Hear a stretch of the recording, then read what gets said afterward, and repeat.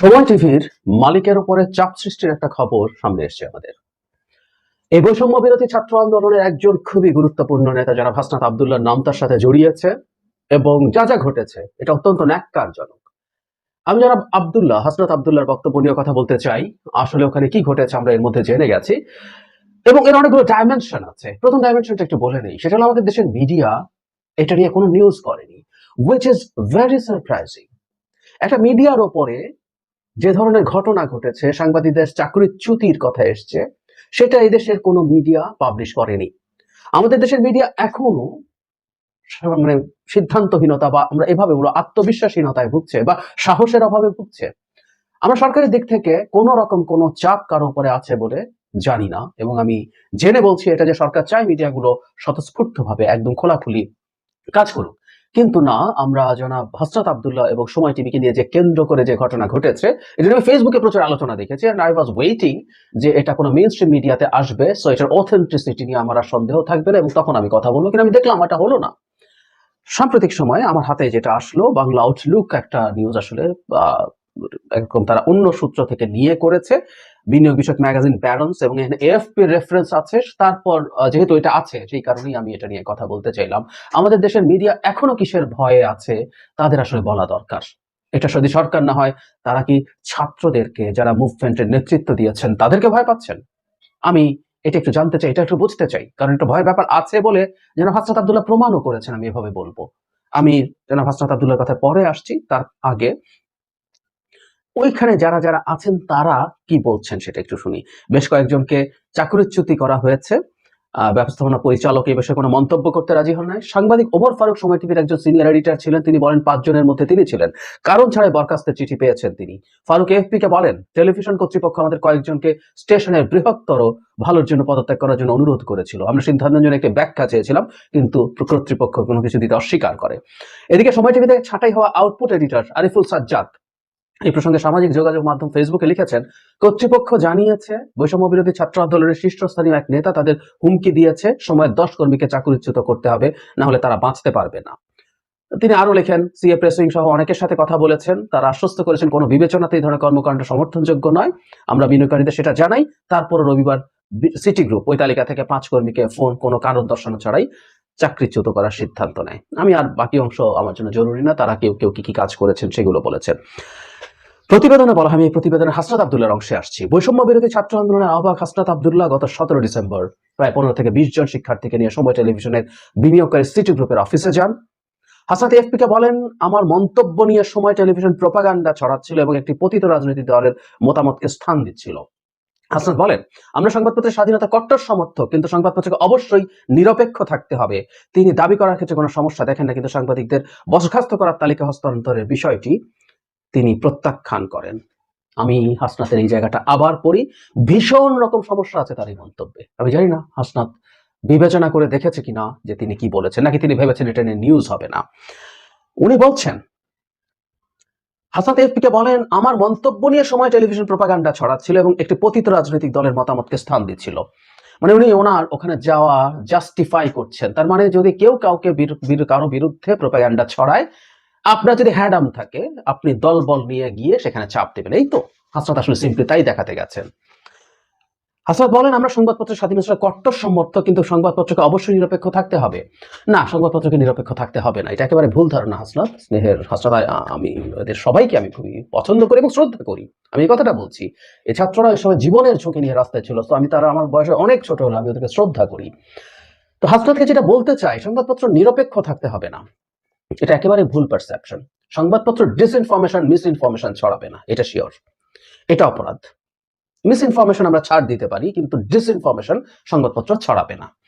কিন্তু সংবাদপত্রকে নিরপেক্ষ হতে হবে না। সংবাদপত্র তার একটা এডিটোরিয়াল স্ট্যান্স রাখতে পারে, সম্ভব, এটা অসম্ভবের কিছু না। সে কার পক্ষে কথা বলবে? হ্যাঁ, আওয়ামী লীগের পক্ষে কথা বলবে কিনা, কিভাবে বলবে, সেটা নিয়ে আমরা একটা প্রশ্ন করছি, হুইচ ইজ ভ্যালিড। আমি একটা আইডিয়াল সিচুয়েশনের কথা বলছি। একটা গণতান্ত্রিক পরিবেশে একটা সংবাদপত্র একটা নির্দিষ্ট রাজনৈতিক মতাদর্শ ধারণ করতে পারে। হ্যাঁ, এই আওয়ামী লীগের সমর্থন করা, আওয়ামী লীগকে সমর্থন করা, একটা মাফিয়া রেজিমকে সমর্থন করা একটা ডিফারেন্ট ডিসকাশন, ডিফারেন্ট সিচুয়েশন, সেটা নিয়ে প্রশ্ন করতে পারি।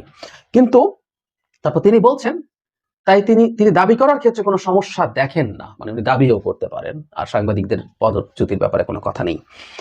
মানে আমরা একটা জিনিস খেয়াল করছি যে আমার বিরুদ্ধে কেউ যদি কথা বলে, আমার বিরুদ্ধে কারো কিছু যদি আমার পছন্দ না হয়, মিথ্যা প্রোপাগান্ডা জনাব হাসনাত আব্দুল্লাহ বলছেন, কে কে এটা ডিটারমাইন করবে, কে এটা নিয়ে কথা বলবে, কে এটা ঠিকঠাক করবে? মানে আমি যে কেউকে বলে দিলাম আপনি আমাকে নিয়ে মিথ্যা কথা বলছেন, আপনি আমাকে নিয়ে মানে অবমাননাকর মন্তব্য করছেন। মানে একটা আধুনিক রাষ্ট্র ব্যবস্থা মানেটা কি? একটা সালিশই থাকে। এই জন্য স্টেটের প্রয়োজন আসলে মূলত সেই জায়গায় সে আসলে একটা সালিশ, বিবাদমান পক্ষ থাকে, একে অপরের বিরুদ্ধে নানান রকম সংকট থাকে, তখন সে সালিশ করে, সে দুজনের মধ্যে বিবেচনা করে, বিচার করে একটা সিদ্ধান্ত জানায়। এজন্যই রাষ্ট্রের প্রয়োজন। আর না হলে এটা মগের মুলুক কিংবা মবের মুলুক, ইদানিং বলা হয় না, আমি মগের মুলুক খুব বলতাম আওয়ামী লীগের, আর এখন ছোট মাঝারি বড় বিভিন্ন রকম মবের মুলুক তৈরি হচ্ছে। এগুলো খুব ভয়ঙ্কর কথা, খুব ভয়ঙ্কর কথা। জনাব হাসনাতের সাথে আমি একটা শোতে, জনাব খালেদ মহিউদ্দিনের সাথে ছিলাম। হাসনাতকে আমি সেখানে সেই শোতে বলেছিলাম, তারা যখন এগুলো করেন তারা দিনের শেষে এই সরকারের ক্ষতি করেন। যে সরকার পেরে উঠছে না, এই সরকারের নিয়ন্ত্রণ নেই, ফলে তারা বিভিন্ন জায়গায় নানান সালিসিতে যান, নানান রকম আলোচনা করেন, নানান মধ্যস্থতার চেষ্টা করেন এবং অনেক ক্ষেত্রে নানান রকম পদক্ষেপ নেওয়ার চেষ্টা করেন। ওনার তো কোনো অথরিটি নেই, ওনার কোন রকম কোনো অথরিটি নেই। বরং জনাব হাসনাতের যথেষ্ট যোগাযোগ এই সরকারের সাথে আছে, তার বন্ধুরা সরকারের উপদেষ্টা আছেন, এমনকি যে টিভি চ্যানেল, যে মন্ত্রণালয়ের অধীন, সেটার নেতৃত্ব তাদের বন্ধুরা, যারা রাজপথে তাদের সহযাত্রী ছিলেন। কোনো অভিযোগ যদি থাকে কি কি ব্যবস্থা নেওয়া সেটা তারা নিতে পারেন। সময় টিভি নোংরা একটা টেলিভিশন চ্যানেল ছিল, কোনো সন্দেহ নাই। আমাকে যারা রেগুলারলি শোনেন তারা জানেন আমি বলেছি যে এই চ্যানেলে আমি কোনোদিন, এবং ৭১ দুটো চ্যানেলের সিদ্ধান্ত নিয়েছিলাম কোনোদিন টকশো করতে যাবো না। ইদানিং তারা আমাকে ডাকছেন। কিন্তু সময় টিভিতেও যদি এই ধরনের সমস্যা থাকে, যদি সমস্যা আছে, আসলে আমি এটাও মনে করি যে সময় টিভিতে পতিত আওয়ামী লীগের লোকজন আছে এবং যারা তাদের কোনো না কোনো ফর্মে এজেন্ডা বাস্তবায়ন করতে চেষ্টা করবে, এটাও আমি অস্বীকার করি না। কিন্তু যেটা জরুরি কথা, সেটাকে কিভাবে আমরা ডিল করব, সেটার একটা অ্যাডমিনিস্ট্রেটিভ এবং একটা সরকারি পলিসি তৈরি করতে হবে, করার মাধ্যমে সেটা জনাব হাসনাত আব্দুল্লাহ এটা করতে পারেন না। এবং প্রায় বলছি, এটা শুধু দেশের অভ্যন্তরে না, দেশের অভ্যন্তরে তো বাজে মেসেজ যাই। আমি অনেককেই ইদানিং এসব আলাপ করতে শুনছি যে তারা এগুলো কি করছেন, তাদের প্রতি মানুষের যে শ্রদ্ধা ছিল সেটা কোনো না কোনো ফর্মে তারা হারানোর ঝুঁকি তৈরি করছেন। এটা উচিত হবে না, এটা উচিত হবে না। আমাদের জাতির এই এত বড় বীর, এত বড় কাজ করাদের এই জায়গায় চলে যাওয়া খুবই মর্মান্তিক হবে। কিন্তু হতে পারে আমরা সবসময় যেন মনে রাখি, আমি একটা ভিডিও করেছিলাম এটা নিয়ে, মুক্তিযুদ্ধের পর আবার তোরা মানুষ হ বলে সিনেমা তৈরি করতে হয়েছিল খানাতাকে, মুক্তিযোদ্ধারা যখন বিভিন্ন রকম অনিয়মের সাথে জড়িয়ে পড়ছে। আমি হাসনাত কোনো অনিয়ম করতে গেছেন, আমি সেই আলোচনায়ও যাচ্ছি না, আমি বলছি না, আমি আশা করি আমাকে ভুল বুঝবেন না যে এটা অনিয়মের জন্য গেছেন, কিন্তু নিয়মটাও এভাবে পালন করা যাবে না, এটা সবচেয়ে জরুরি কথা। আমরা একটা গণতান্ত্রিক স্টেট চাই, আমরা শেখ হাসিনার বাংলাদেশ চাই না, যেখানে এরকম গায়ের জোরে হ্যাডাম দেখিয়ে আমি অমুক আমি তমুক হয়ে যে কোনো কিছু করে ফেলতে পারি, সেটা চাই না। আমরা একটা আইনের দেশ চাই, এবং 4 মাস পার হয়ে গেছে, সুতরাং প্রশাসন কাজ করছে না, ওটা হচ্ছে না, সেটা হচ্ছে না, তাই আমাদেরকে করতে হচ্ছে, এই কথাগুলো বলারও কোনো সুযোগ নাই।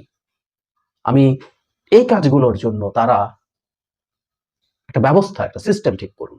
আর তাদের একটা জিনিস মনে রাখা দরকার যে কেউ না কেউ যদি তাদেরকে মোটিভেট করে কোনো কিছু করানোর চেষ্টা করে, যেহেতু এখন বিভিন্ন জায়গায় সমন্বয় পরিচয় দিলেই অনেক কিছু করা যায়, এটা আমরা জেনে বলছি, আমরা এই সমাজে বাস করি, দেশে বাস করি, আমাদের মিডিয়াগুলো এখনো কথা বলতে শুরু করে নাই। তাদের সতর্ক হওয়া দরকার। তারা রাজনৈতিক দল তৈরি করতে যাচ্ছেন, সেই রাজনৈতিক দল যাতে বিতর্কের ঊর্ধ্বে থাকে, এবং রাজনৈতিক দল তৈরি না করলেও আমাদের এই অসাধারণ, এই মাটির অসাধারণ এই সন্তানরা শেষ পর্যন্ত বিতর্কের মধ্যে থেকে মানুষের দ্বারা ধিকৃত হবেন, এর চেয়ে মর্মান্তিক কিছু হতে পারে না। এবং আমি সরকারের কাছে আহ্বান জানাই, এই ধরনের পদক্ষেপ ঠেকানোর জন্য সরকার কঠোরভাবে পদক্ষেপ নেবেন। সরকারের দেখা উচিত না কে কি করছেন, কার সাথে করছেন, অন্যায় যদি করা হয়ে থাকে সেটার জন্য কেস করবেন। কেউ যদি অভিযুক্ত হন, সময় টিভি যদি সিরিয়াস কোনো কারণে অভিযুক্ত হয়, তার সাথে আইনিভাবে, আইনের চৌহদ্দির মধ্যে, সংবিধানের চৌহদ্দির মধ্যে আচরণ করা হচ্ছে কিনা সেটা নিশ্চিত করতে হবে। দুদিন আগে একজন ব্যক্তির গলায়, আমি তাকে মুক্তিযোদ্ধা বলি না, কারণ জুতার মালা যদি সাধারণ মানুষের গলা দেওয়া যায়, মুক্তিযোদ্ধার গলায়ও দেওয়া যাবে যদি এটাকে আমরা সহি মনে করি, কিন্তু আমরা এটাকে সহি মনে করি না। কোনো মানুষ আরেকজন মানুষের গলায় জুতার মালা দিতে পারে না। আমাদের দাবি একটা খুব সিম্পল দাবি ছিল, কারণ আমি কোনো অভিযোগ আছে, কোনো অন্যায় তিনি করেছেন, যদি সেটা হয় সেটার আইনগত ব্যবস্থা হবে। মবের মুল্লুক নিশ্চিত করা যাবে না।